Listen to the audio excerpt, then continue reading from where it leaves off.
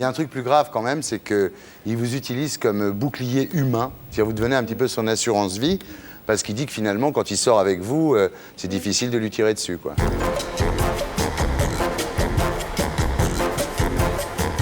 Sylvie Borel, bonsoir. Donc, écoutez, le pitch de votre bouquin est simple. Il est contenu dans le titre du livre. C'est Mon père, Francis le Belge. Voilà, comme ça au moins c'est simple et définitif. C'est chez Jean-Claude Lattès, voilà. Le 27 septembre 2000, c'est en allumant la télévision que vous apprenez l'assassinat de votre père, donc Francis le Belge. Deux hommes casqués qui entrent dans un PMU. Et lui réalise que son heure est arrivée et il ouvre ses bras en croix, donc attendant les balles qui allaient le tuer. Est-ce qu'il s'attendait à ça, vous pensez, à cette époque ? Je pense que tout au long de sa vie, de toute façon, il savait très bien, comme je dis souvent, qu'il ne mourrait pas dans son lit. Ouais. Et surtout, à la fin de sa vie, un mois auparavant, il venait de perdre son ange gardien, comme je dis, c'était sa maman. Donc, il pensait de plus en plus à la mort. Et puis, bon, je pense que pour lui, c'était une évidence. Ouais. Ouais. Alors, vous racontez la mort donc, du dernier parrain, votre père, Francis le Belge.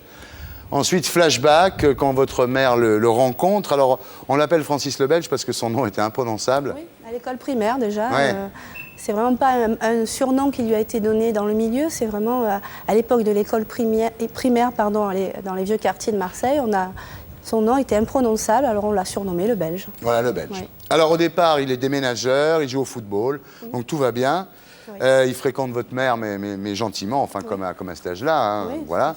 Et à 17 ans, il commence par partir 4 mois au Baumette. Oui. Première connerie, premier emprisonnement. Et puis à partir de là, il était sur la mauvaise voie, comme on dit. C'était le début, oui. Oui. Après, ça a continué jusqu'à la fin. Oui. Voilà. Alors il prend un meublé avec votre mère au Prado à Marseille et il lui offre une alliance en diamant en guise de mariage. C'est le plus beau cadeau qu'elle ait jamais eu. Une coupe de champagne. Il n'était pas encore vraiment, je dirais, à l'apogée de sa carrière, entre guillemets. Donc il était encore assez gentil avec elle. Ouais. Et à partir de là, ça sera que désillusion et souffrance pour votre mère. Quoi. Ça a été vraiment le grand moment de leur vie, c'est cette bague en diamant. Exactement, oui. Et malheureusement, ça n'a pas duré longtemps. Ça n'a pas duré longtemps parce qu'à 20 ans, lui, il ne pense qu'à réussir dans le milieu. Il néglige énormément sa vie de couple. Hein. Il a des maîtresses, il sort, etc. Et quand votre mère lui annonce qu'elle est enceinte de vous, il lui ordonne d'avorter et elle refuse. Oui, elle refuse. Pour la première fois, elle s'oppose à mon père, alors que, quelque part, elle est sous son emprise déjà, et puis elle en a déjà peur. Mais malgré tout, elle s'oppose à lui pour la première fois, et puis elle décide de mener sa grossesse à bien, à terme. Mais la seule solution pour elle, en fait, c'est de quitter mon père. Ouais. Mais quelque chose va l'en empêcher. Voilà, alors votre mère, en fait, à ce moment-là, est rattrapée par la police. Elle refuse de balancer votre père. Hein. Elle est accusée de complicité de proxénétisme, évidemment. Tout à fait, oui. Elle est envoyée en prison et elle est libérée 1 semaine avant votre naissance.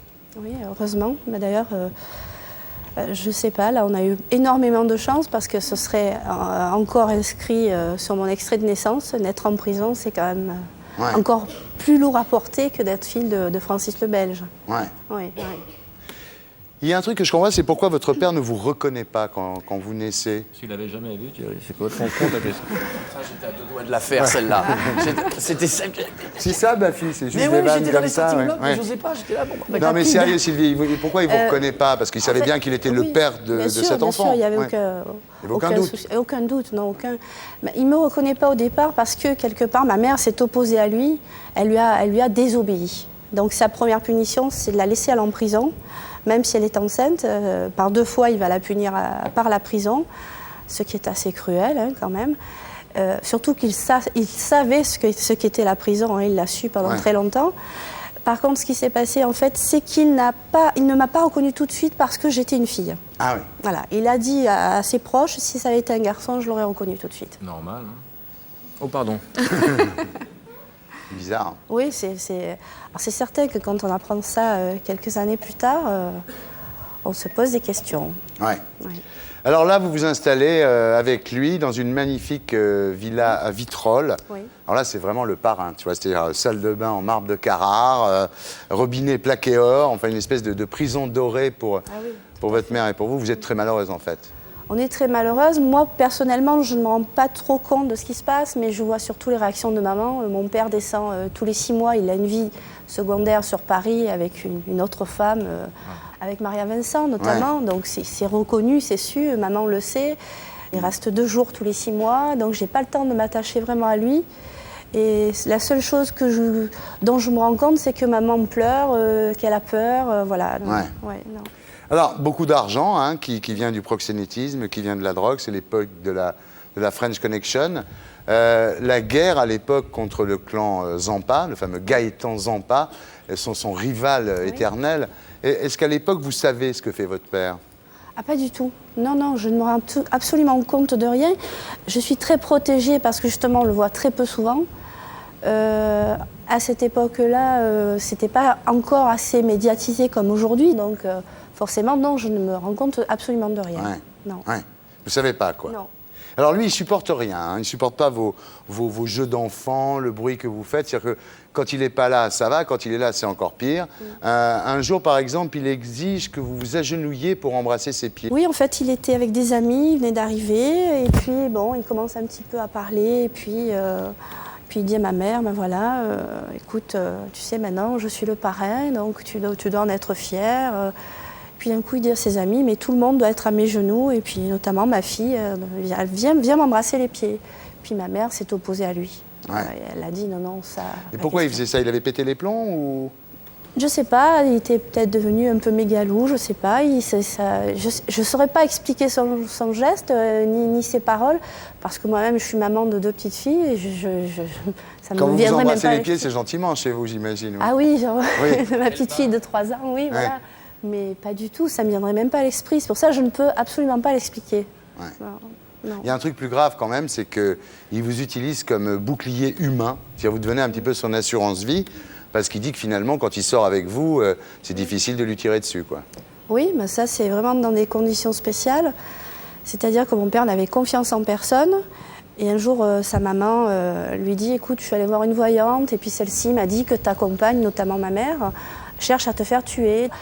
Mais à partir de ce moment-là, c'était tout le temps avec moi. Et puis en y réfléchissant, maman n'étant pas au courant, c'est vrai que quand j'ai su cette anecdote qui m'a beaucoup touchée, m'a beaucoup perturbée, je l'ai su en fait après la mort de mon père par un ami à lui, qui m'a expliqué, en fait, maman a fait le rapprochement, elle me dit, c'est vrai que lorsqu'il sortait, il te mettait devant lui.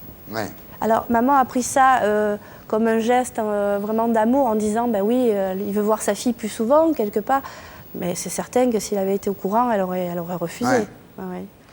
Vous avez pour lui des sentiments très mitigés. C'est des sentiments d'amour, comme on a pour son père, en même temps de haine par rapport à son comportement. Ça a été vraiment un très long parcours, puisqu'il n'y a pas très longtemps que je m'en suis sortie, je suis encore en thérapie.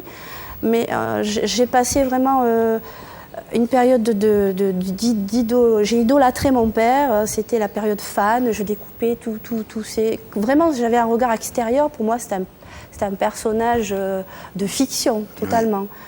Et ensuite, j'ai eu ma période, lorsqu'il est mort, où j'ai vraiment su, parce que j'ai lu les bouquins comme tout le monde, pour apprendre vraiment ce qu'il était. Donc à partir de là, je me suis mise à le juger et à le haïr. Et quelque part, ça m'a dérangée de haïr mon père. Parce qu'on n'a pas le droit de juger ses parents. Donc à partir de là, j'ai commencé ma thérapie, j'ai sombré, j'ai fait ma dépression, ma tentative de suicide. Et là, je suis arrivée à un stade, une année après, à être neutre, c'est-à-dire à ne plus juger mon père. Voilà, et ça m'a permis d'écrire ce livre. Alors, à l'époque, votre père a des maîtresses, hein, c'est donc Secret de Polichinelle, évidemment. Et votre mère rencontre un autre homme, dont elle aura une deuxième fille, votre sœur. Et quand Francis le Belge l'apprend, il menace de tuer tout le monde. Il faut dire qu'il l'apprend d'une manière assez spéciale. Il est en prison, il apprend que depuis 2 ans, maman a une double vie. Il apprend que la deuxième fille qu'il croyait être la sienne n'est pas la sienne. Là, pour le coup, c'était pas la sienne. Voilà. Et bon, mais je pense que c'est assez vexant, d'autant plus qu'il avait décidé de nous reconnaître enfin toutes les deux. Et ce qui est terrible, c'est que l'amant de votre mère, enfin en tous les cas le père de votre demi-sœur, pour fuir, est obligé de s'habiller en femme. Mais en fait, il a été obligé de se grimer en femme. Bon, ça a été vraiment un très succès, mais moi, ça me suffisait. C'était pour moi, en fait. Juste les ongles. Non, juste raser les avant-bras. rasé les avant-bras et mis le peignoir de sa maman. Ouais. En fait, ce qui me permettait de penser, puisqu'il avait une nuque un peu longue, les cheveux un peu longs, de penser que c'était une femme et ça m'évitait de dénoncer quelque part l'homme que voyait ma mère, Ouais. en pensant que c'était Tati Paulette. Oh là là. Non mais Un c'est film, sûr. il faut faire le film, là. C'est énorme. Et alors, votre mère, pour avoir la paix à un moment, parce que votre père menace non seulement votre mère, mais son Jules, enfin le père de votre demi-sœur, et à un moment, votre mère est obligée, ça s'arrange par l'entourage de Gaston Defferre, etc., et elle dépose une enveloppe chez un notaire où elle balance toute la vérité en disant s'il m'arrive quelque chose, bah, ça se saura. Voilà. Mais lorsque mon père apprend tout ça en prison, on est obligé de fuir. Alors, Tati Paulette s'est mise en congé sans solde, maman est partie sans rien, on a tout laissé, on nous a tout pris. Et puis on est allé se cacher dans un petit village de quelques habitants à côté de Sisteron. Voilà. Ouais. Et c'était pour nous, avec ma sœur, on l'a vécu ça très bien. C'était des vacances improvisées. Hein. Bon, il y avait une chose qui était un petit peu curieuse, c'est qu'on était hors saison, on était dans un petit village de montagne, c'est-à-dire une station de sport d'hiver, et on était les seuls dans la pension de famille. Voilà. Ouais. Mais... Alors, à un moment, vous allez voir votre père en prison.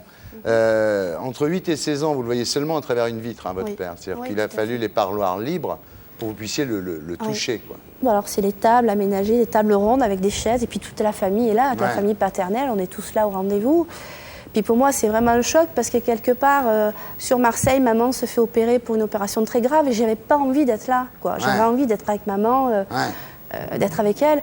Et puis, en même temps, j'ai envie aussi de découvrir ce père et puis de le toucher enfin. Ouais. Et quand je le touche, malgré moi, oui, il se passe quelque chose. Bien sûr, bah, c'est votre père. Voilà, c'est mon père.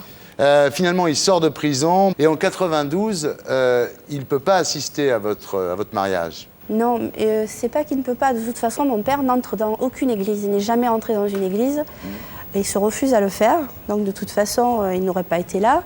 Bon, on comprend aussi qu'il est interdit de séjour dans la région PACA. Donc, pour lui, assister à mon mariage, c'est impossible.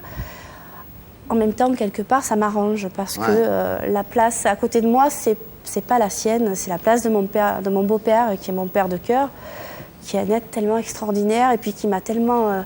combler cet amour qui m'a manqué. Je veux dire, très vite, Tati Paulette qui s'est transformée en... Mais oui, c'est marrant, mais je l'ai reconnue tout de suite. Quoi. Je veux dire, je n'ai de souvenirs, de bons souvenirs qu'avec Tati Paulette ou avec mon père de cœur, que j'appelle papa, hein, j'ai pas honte de le dire.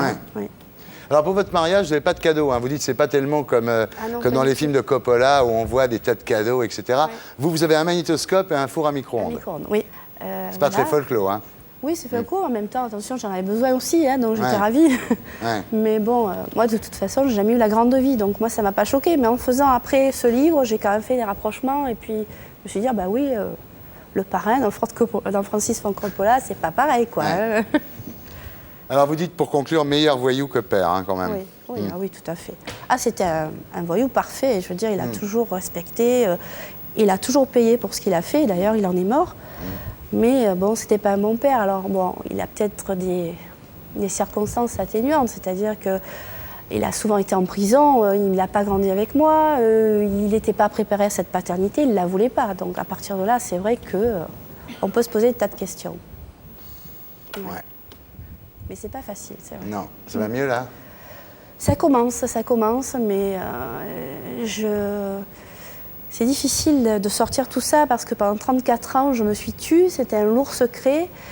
En même temps, mon père m'a jamais donné le droit à la parole, jamais donné le droit de dire qui j'étais, jamais. Un grand silencieux, ton père. Oui. Et Tati Paulette, qu'est-ce qu'elle devient alors? Mais Tati Paulette est mariée avec maman depuis 33 ans. C'est un papa admirable. Tout ce que j'ai, je lui dois.